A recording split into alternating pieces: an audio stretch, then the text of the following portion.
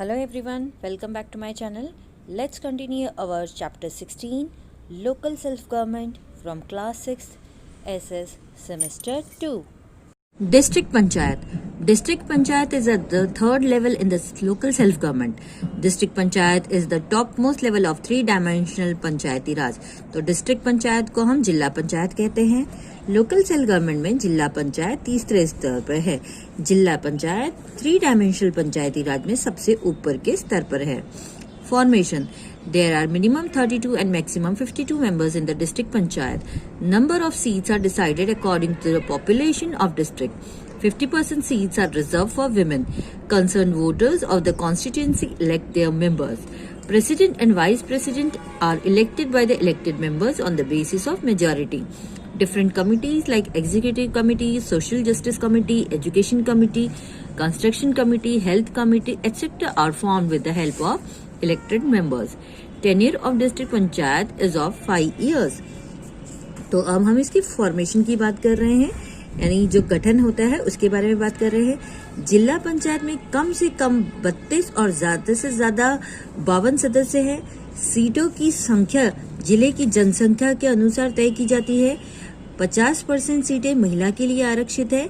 निर्वाचन क्षेत्र के चिंतित मतदाता अपने सदस्यों को चुनाव करते हैं. राष्ट्रपति और उपराष्ट्रपति का चुनाव बहुमत के आधार पर निर्वाचित सदस्यों द्वारा किया जाता है. कार्यकारी समिति, सामाजिक न्याय समिति, शिक्षा समिति, निर्माण समिति, स्वास्थ्य समिति आदि जैसे अलग अलग समितियां निर्वाचित सदस्यों की मदद से बनाई जाती हैं. Next is administration. The administrative head of the district panchayat is called DDO, that is district development officer. He और she is appointed by the state government. District panchayat integrates and implements the schemes of state government. तो जिला पंचायत का कार्यकाल 5 वर्ष का होता है. अब यहाँ पे हम एडमिनिस्ट्रेशन की बात कर रहे हैं. तो जो जिला पंचायत का प्रशासनिक प्रमुख जो है वो DDO है, जिसे हम जिला विकास अधिकारी के नाम से जानते हैं. वह राज्य सरकार द्वारा नियुक्त किया जाता है. जिला पंचायत राज्य सरकार की योजना को एकीकृत और कार्यान्वित करती है, यानी कि इम्प्लीमेंट करते हैं वो. अब नेक्स्ट है फंक्शंस. तो district panchayat controls the activities of gram panchayat and taluka panchayat and help them. यानी जिला पंचायत ग्राम पंचायत और तालुका पंचायत की गतिविधियों को नियंत्रित करती है और उन्हें मदद करती है. Manages and controls revenue, education, cooperation, irrigation, animal husbandry, agriculture etcetera at district level. यानी जिला स्तर पर राजस्व, शिक्षा, सहयोग, सिंचाई, पशुपालन, कृषि आदि का प्रबंधन और नियंत्रण करते हैं. District health officer, district primary education officer, district agriculture officers, district social welfare officers, deputy executive engineer are in charge of district panchayat. तो जिला स्वास्थ्य अधिकारी, जिला प्राथमिक शिक्षा अधिकारी, जिला कृषि अधिकारी, जिला समाज कल्याण अधिकारी, डेप्यूटी एग्जीक्यूटिव इंजीनियर, जिला पंचायत के इंजीनियर जो इंचार्ज हैं वो होते हैं. अब यहाँ पे आप देख सकते हैं, यहाँ पे आपको दिखाया गया है कि ये एक सोशल जस्टिस कमेटी है, किस तरह से होती है.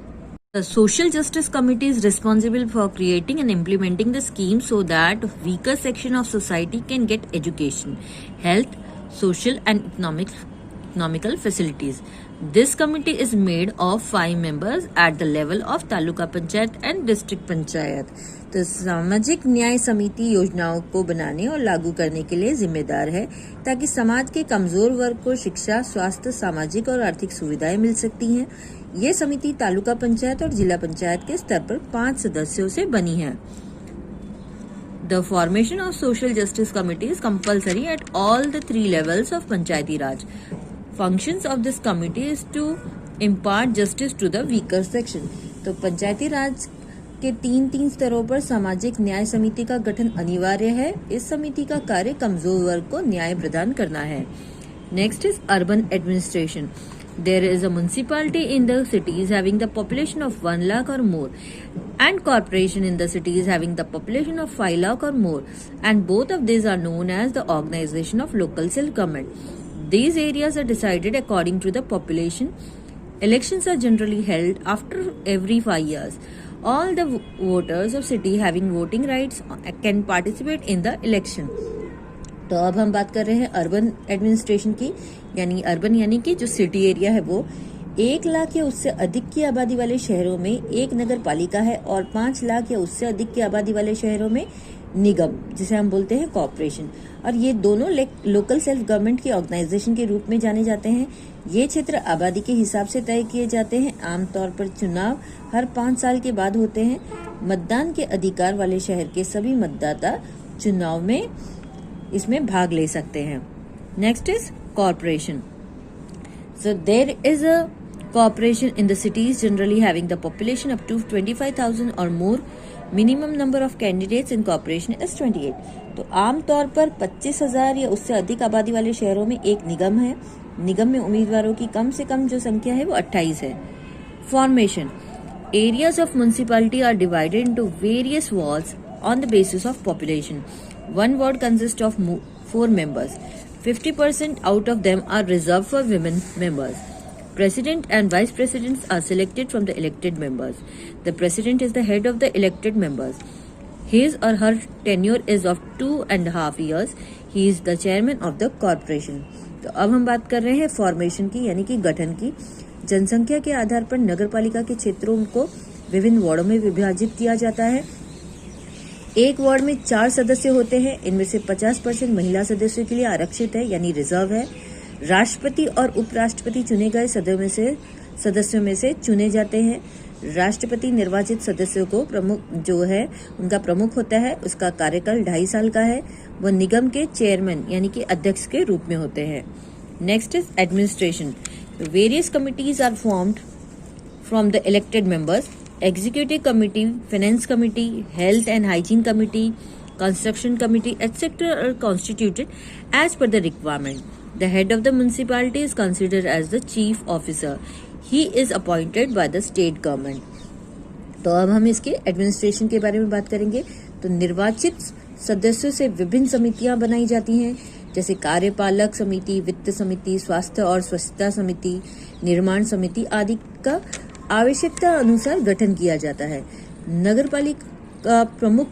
नगरपालिका के जो प्रमुख होते हैं उनको मुख्य अधिकारी के रूप में माना जाता है। वह राज्य सरकार द्वारा नियुक्त किए जाते हैं। Functions. Following works are carried out by municipality for the wellbeing of people. तो अब इसके कार्य क्या होते हैं? तो लोगों की भलाई के लिए नगरपालिका द्वारा निम्नलिखित कार्य किए जाते हैं। फर्स्ट, वाटर सप्लाई मैनेजमेंट, यानी कि जल की आपूर्ति।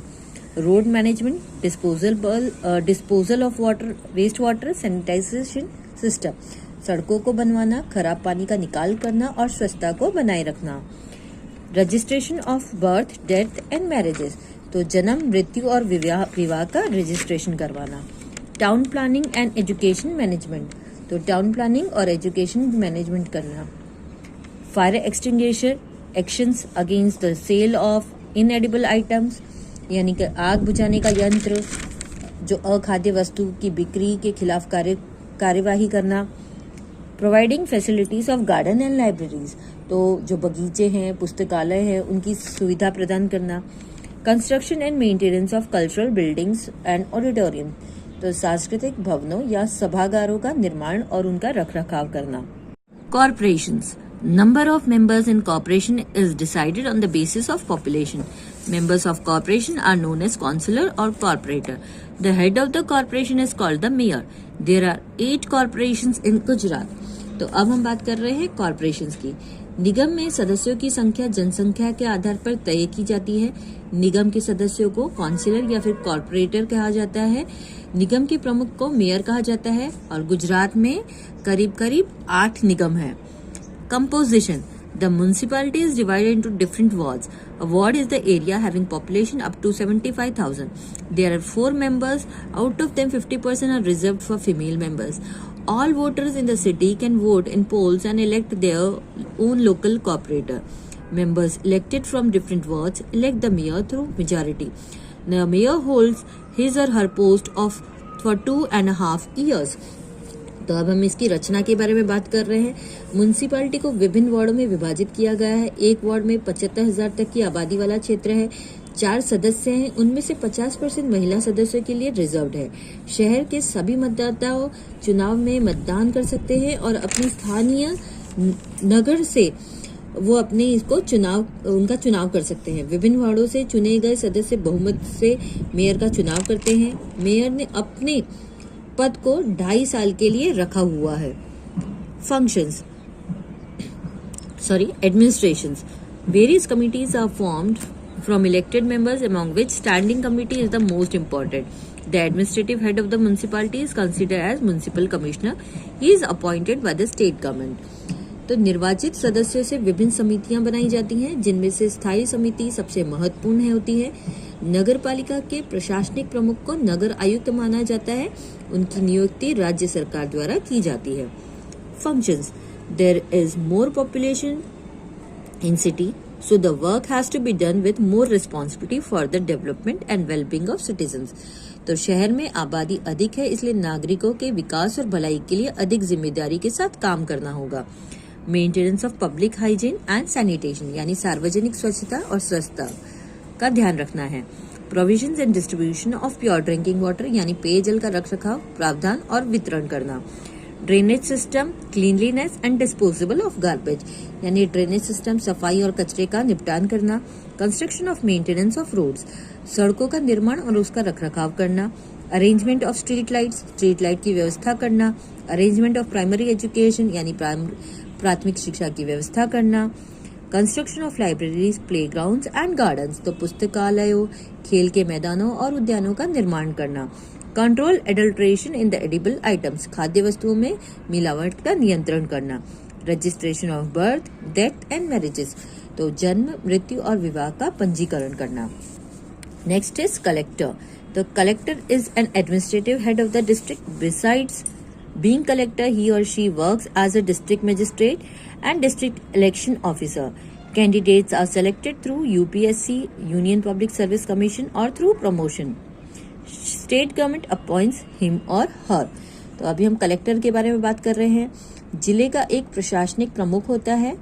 कलेक्टर होने के अलावा वह जिला मजिस्ट्रेट और जिला चुनाव अधिकारी के रूप में काम करता है। उम्मीदवारों का चयन यानी कि यूपीएससी संघ लोक सेवा आयोग के माध्यम से या प्रमोशन के माध्यम से किया जाता है। राज्य सरकार इसे नियुक्त करते हैं। ही और she maintains the administrative system in the district. It is collector's duty to ensure that there is no shortage of essential commodities in the district. तो वह जिले में प्रशासनिक व्यवस्था बनाए रखता है। यह सुनिश्चित करता है कि कलेक्टर का कर्तव्य यह है कि जिले में आवश्यक वस्तुओं की कोई भी कमी ना हो। Role of district collector is very important in Panchayati Raj. Coordinates and manages the work of all departments at the district level. तो जिला कलेक्टर की भूमिका पंचायती राज में बहुत महत्वपूर्ण है। वो ये ध्यान रखते हैं कि जिला स्तर पर सभी विभागों के कार्यों का कोऑर्डिनेशन और जो मैनेजमेंट है वो अच्छे से वो करते हैं। Collector is the secretary of district planning committee which is responsible for the development of entire district. तो कलेक्टर जिला योजना समिति का सचिव होता है जो कि पूरे जिले के विकास के लिए जिम्मेदार है। It determines the number of members of the gram panchayat, allot the reserve seats in the gram panchayat. तो ये ग्राम पंचायत के सदस्यों की संख्या निर्धारित करते हैं और ग्राम पंचायत की सीटों को आरक्षित भी रखते हैं। He determines the reserve, the position of sarpanch of the scheduled caste, scheduled tribes, socially and educationally backward class and women. तो अनुसूचित जाति, अनुसूचित जनजाति के लिए सरपंच की स्थिति को आरक्षित करने के लिए निर्धारित करते हैं और सामाजिक और शैक्षणिक रूप से पिछड़े वर्ग और महिलाओं को भी आरक्षण देते हैं। Next is Mamlatdar. Mamlatdar is an administrative head of taluka level. His or her selection is done through the examination or promotion conducted by the State Public Service Commission, that is GPSC. Mamlatdar is a revenue head of taluka which is made up of an average group of 50 villages or more. As an executive magistrate, he is directly responsible to the collector for the maintenance of law and order. Prepare voter list of the election of local self-government, conducts elections, provides various types of certificates, manages and controls midday meals, relief operations at the time of natural disaster, etc. तो मामलतदार जो है वो तालुका स्तर के प्रशासनिक प्रमुख हैं। उनका चयन इसके माध्यम से किया जाता है। इसके द्वारा इसकी परीक्षा या प्रमोशन किया जाता है। किसके द्वारा? तो यहाँ पे हम जीपीएससी के बारे में बात कर रहे हैं, जो राज्य लोक सेवा आयोग है। ये एक तरह का एग्जाम है। मामलतदार तालुका का राजस्व मतलब वो राज्य के प्रमुख हैं जो 50 ग्रामीणों या अधिक के एवरेज समूह से बना है एक कार्यकारी मजिस्ट्रेट के रूप में वो कानून और व्यवस्था के रखरखाव के लिए सीधे जिम्मेदार हैं। लोकल सेल्फ गवर्नमेंट के चुनाव के लिए मतदाता एक लिस्ट तैयार करते हैं, चुनाव आयोजित करते हैं, विभिन्न प्रकार के प्रमाण पत्र प्रदान करते हैं, मध्याह्न भोजन का प्रबंधन और उनका नियंत्रण करते हैं। प्राकृतिक आपदाओं के समय वो राहत अभियान को भी चलाते हैं। नेक्स्ट इज लोक Adalat. Lok Adalat have been established with a view to imparting justice to the poor, socially backward people, victims of natural disaster, people having low income, etc., so that they are not deprived from justice. When both the parties agree, they are called to Lok Adalat. Lok Adalats are the best option to solve disputes. Long-term cases are disposed in such a way that no one loses or no one wins. No expense in there to file in case in it. Long pending cases in court affairs are resolved and settled satisfactorily. Lok Adalat frees the parties and witness from the difficulties of frequent visit to courts. अब हम बात कर रहे हैं लोक अदालत की। तो गरीबों, सामाजिक रूप से पिछड़े लोगों, प्राकृतिक आपदा के शिकार, कम आयु वाले लोग आदि को कम आय यानी कि जिनकी इनकम बहुत कम होती है, वो लोग उन लोगों को न्याय प्रदान करते हैं। उनका उद्देश्य ये होता है कि वो जो लोक अदालत स्थापित की है तो वो उनको न्याय प्रदान कर सके ताकि वे न्याय से वंचित न रहे। जब दोनों पक्ष सहमत होते हैं तो उन्हें लोक अदालत में बुलाया जाता है। विवादों को हल करने के लिए लोक अदालतें सबसे अच्छा विकल्प है। लंबे समय के मामलों को इस तरह से निपटाया जाता है कि न कोई हारता है और न कोई जीतता है। इसमें कोई मामला दर्ज करने के लिए कोई खर्च नहीं लगता। कोर्ट कचहरी में लंबे समय से अटके मामले सुलझने और सुलझने के योग्य है। लोक अदालत पार्टियों और गवाह के बारे में बार बार अदालतों के दौरे से होने वाली कठिनाइयों से मुक्त करती है। Settlement and agreement does not become possible, then Lok Adalat takes up the case in the hand to decide the judgment that is acceptable to all the parties. The order of Lok Adalat is the final order. Lok Adalat brings the end of dispute. Both the parties get justice and dispute is resolved. तो जब समझौता संभव नहीं होता है तो लोक अदालत मामले को हाथ में लेती है और सभी पक्षों के लिए स्वीकार्य निर्णय का फैसला करती है। लोक अदालत का आदेश अंतिम आदेश है। लोक अदालत विवादों का अंत लाती है, दोनों पक्षों को न्याय मिलता है और विवाद सुलझ जाता है। Money and time is saved. A permanent Lok Adalat has been established in the district of the state Gujarat by Gujarat Bar Association and Gujarat High Court, Ahmedabad. There is no fee to file a case in the Lok Adalat or to take any action. पैसे और समय की बचत होती है। राज्य के जिलों में एक स्थायी लोक अदालत की स्थापना की गई है। गुजरात बार एसोसिएशन और गुजरात उच्च न्यायालय अहमदाबाद द्वारा गुजरात लोक अदालत में मामला दर्ज करने या कोई कार्यवाही करने के लिए कोई शुल्क नहीं है। तो ये था हमारा चैप्टर। आपको अच्छा लगा, समझ में आया तो सब्सक्राइब करिए मेरा channel Harshida education. Bye bye.